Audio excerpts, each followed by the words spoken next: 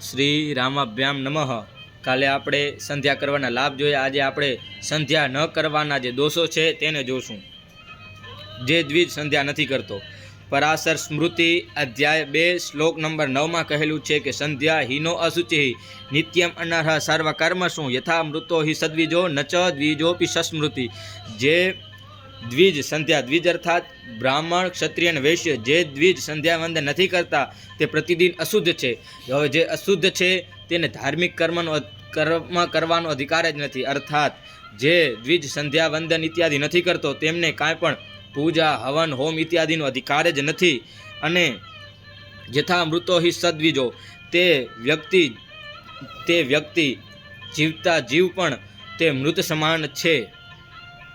યાજ્ઞવલ્ક સ્મૃતિ અધ્યાય 1 શ્લોક નંબર 25 માં કહેલું છે કે સંધ્યામ ન ઉપાસતે યેતુ દ્વિજો દેવ વેદ નિંદકા તે પાપીન પ્રજાયંતે શૂદ્રો યોનિ પુનઃ પુનઃ।